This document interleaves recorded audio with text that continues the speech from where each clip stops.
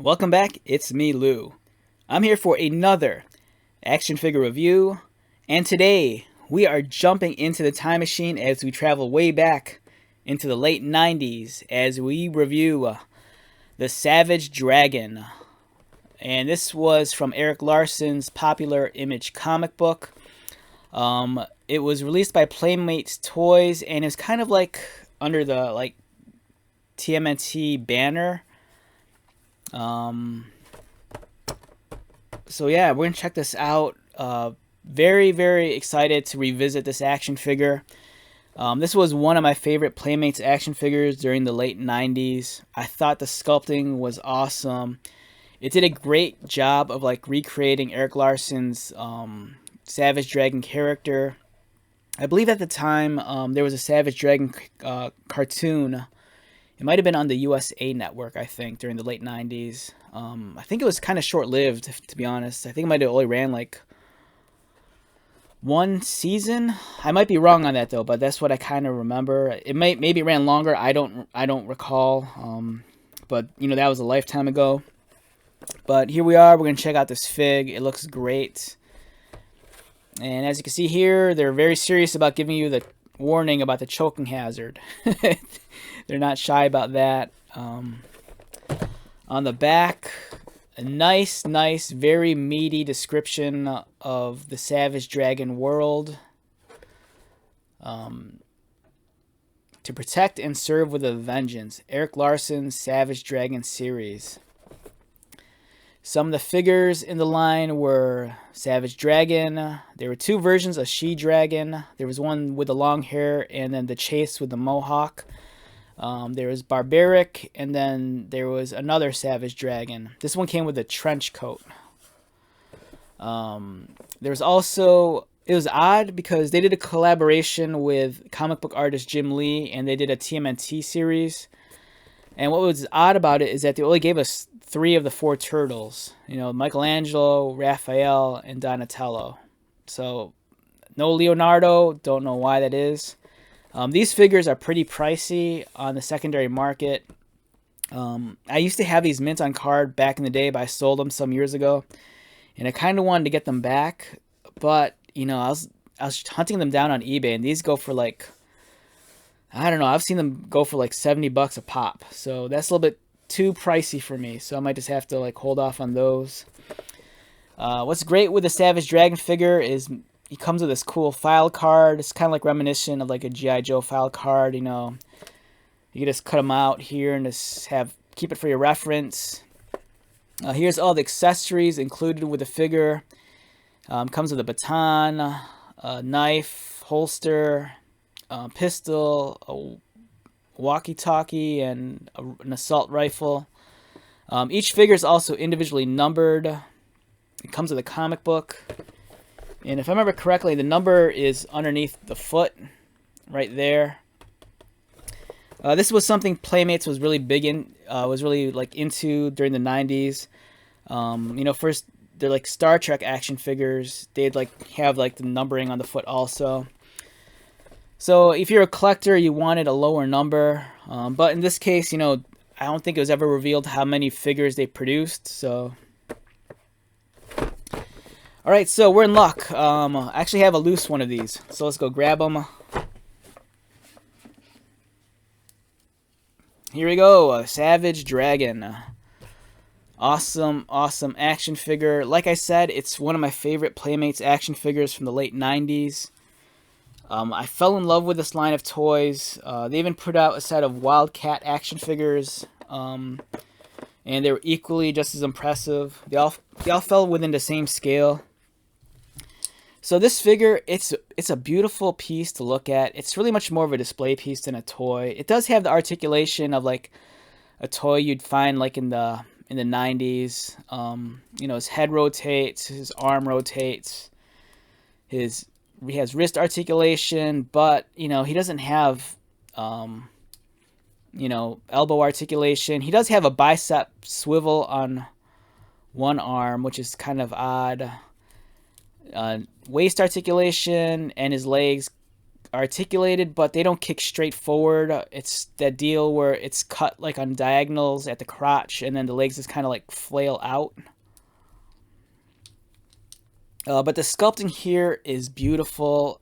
It's not overkill. It's just the right amount of detail. It does a good job of balancing, like what a figure should look like that's based off of a comic book or a cartoon. Yet he gives you all the little tiny extra bells and whistles that you expect from a superhero in the 90s. The big gun, lots of harnesses, lots of straps, an infinite amount of accessories. Here's the holster, and then the pistol comes out. Let's take it out. Pretty much no paint job whatsoever. The sculpting is alright. It's decent. It's not going to win any awards. But it's cool that they provide storage for it on the person. So here's the holster. Put it in. There's 2 pegs. And then the sockets on the side. Yeah, it plugs back in. Trying to find the hole. Where is it? It comes with a sheath around the lower leg, and then the knife. So that's great. You have storage for that. Comes with a special baton.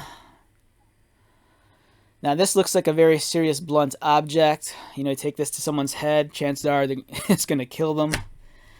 I love the rifle that came with this guy. It's awesome.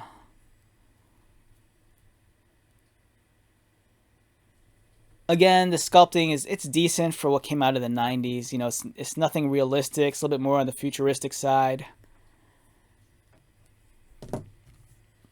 The figure itself, it's a wonderful figure.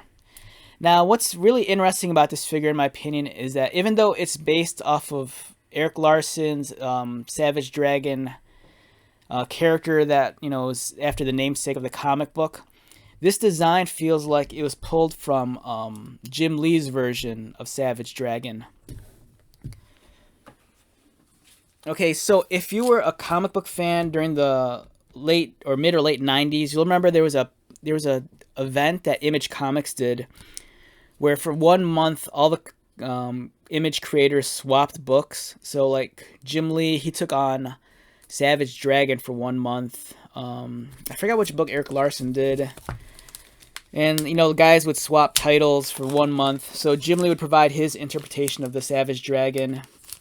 And I remember this was like one of my favorite Jim Lee books that he ever did. Partially because the inker was Richard Bennett, and normally Jim Lee's work is inked by inker Scott Williams, but Richard Bennett, he brought a different kind of flair to Jim Lee's work. Richard Bennett did a comic book called Brass, and that was super hyper detailed, and he kind of did that with this take on the Savage Dragon in collaboration with Jim Lee. So Jim Lee's Savage Dragon, it looked a lot different than Eric Larsen's. Eric Larsen's Savage Dragon, it was very cartoony, almost comic strip like, very exaggerated proportions. Whereas Jim Lee's artwork was a little bit more on the realistic side. Over here we have Grifter, who's making an action figure comeback in the DC Multiverse line by McFarlane Toys. So yeah, even though Eric Larsen created Savage Dragon, I kind of believe that the toy designer who designed this action figure looked at the Jim Lee artwork right here, because it's a pretty close match in terms of the costumes. Because Eric Larsen's Savage Dragon didn't have as many straps, belts, and harnesses as this guy does. But yeah, this is a great interpretation of the character. And then likewise, this figure does a brilliant job of recreating this look right here. So yeah, really stoked to have this action figure. It's one of my favorite in my collection. It's kind of ironic because I'm not the biggest Savage Dragon fan.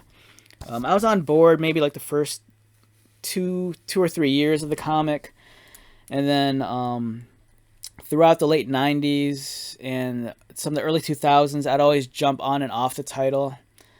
I give Eric Larsen credit, of all the original Image creators, he's the one that really stuck to his guns, and he stuck to that to that book for like ever.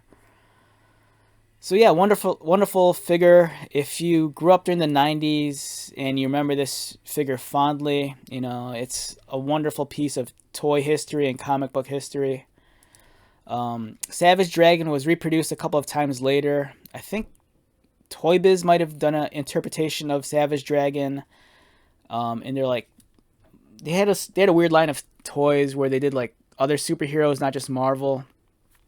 Savage Dragon, I think, has had maybe 2 or 3 figures produced by McFarlane Toys under the Spawn label back in the day, I think.